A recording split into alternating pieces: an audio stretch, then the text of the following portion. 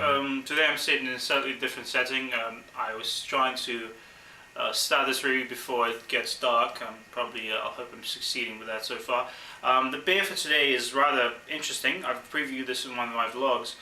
This is Duchesse de Bourgogne, which translates from French as the Duchess of Burgundy. And it's a Flemish red ale, or more appropriately the style of beer is known as West Flanders red. Now, I've never had a sour beer, and this is a sour beer. This style is exclusively Belgian, although nowadays you can see other breweries in different countries in the world trying to attempt the style.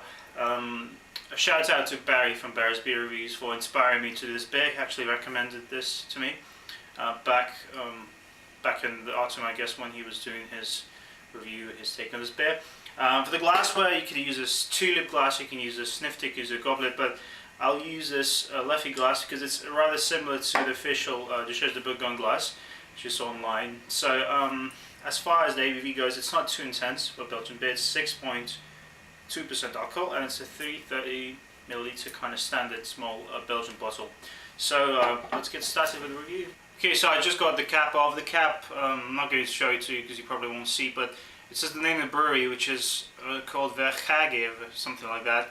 Can't really pronounce it properly. There's nothing informative in the bottle. I like the label, and it just says Belgian strong beer and where it's brewed. Top fermented beer, obviously, because it's an ale, and it suggested be served at around 8 to 12 degrees Celsius. So let's pour this into this Leffy glass.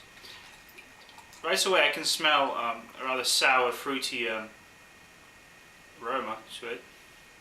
Probably like sour cherries, and a little bit of that wine quality as well.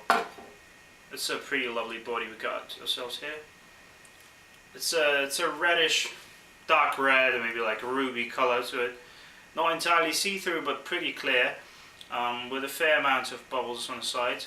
Nice, kind of rocky, foamy, really light brown head to it. Yeah, it's quite unusual. I've never actually smelled anything like that. Definitely cherries, but it's not entirely too sour. I guess it's sort of like maybe maraschino cherries, something like that. Nice caramel base on the background.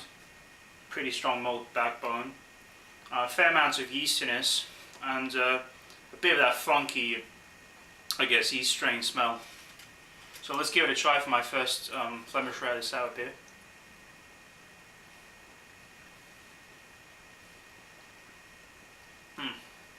Exclusive. So far, it is relatively sour, and you more or less feel it in the back, in the aftertaste, when you kind of swallow the beer. There's a very strong sweetness at the same time, both kind of simultaneously going on, and yeah, I guess it's a very strong cherry, and maybe like raspberry as well, notes and tasting hints, I guess.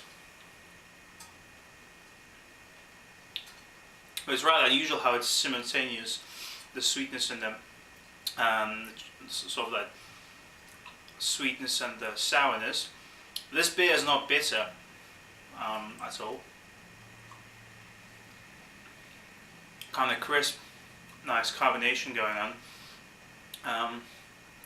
It is a tad difficult to swallow it. I mean, it's not entirely that smooth. Guess just has to do with my palate, you know, being totally confused with the beer because it's my first time, right? But I like it so far. So like a medium body to it. What else can I say? The fruitiness is really lingering. The cherry. I guess there's a bit of that spiciness as well, maybe, which is making me think that it's a bit difficult to swallow. But overall, this is an exceptionally flavorful beer. I won't call this too sour, but it's got a very interesting sourness to it. So cheers, I'll come back with my final word. Okay, so this is quite different, the beer. Very rich and complex flavour. Definitely a good balance between the sort of the tart fruits, maybe cherry and raspberry, maybe there's more going on. It's a fairly rich bouquet, as well as a pronounced, strong malt, caramel maltness in the backbone, maybe a bit of spices and a fairly funky yeastiness, but it's not that pronounced to sort of get into the way of enjoying the beer. My palate is experiencing something quite different this time. It's in for a surprise. I'm really happy I was adventurous enough to try this beer and to not have any doubts about it.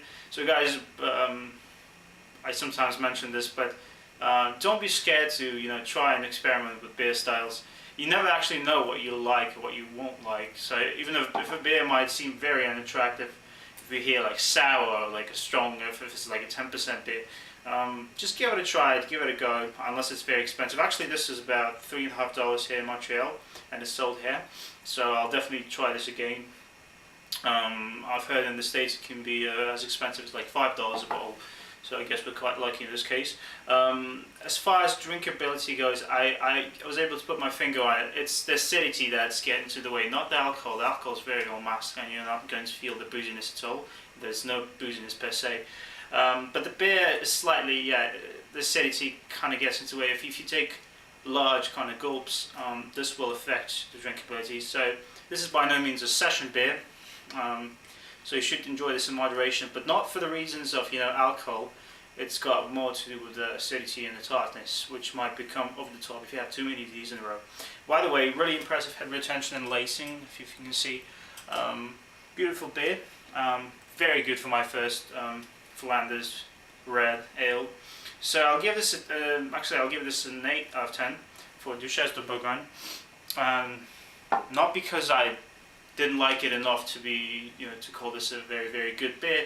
It's just for my personal subjective taste. The mouthfeel and drinkability kind of bring the overall grade down. But this might be totally appropriate for this style, just I can't really tell. By the way, I enjoyed this quite a lot. I recommend you try this if you're adventurous enough for these kind of beers. Thanks to Barry for checking out this beer beforehand and giving me advice to actually do it myself as well. I really enjoyed this. That's all I have to say, guys. Stick to the beer.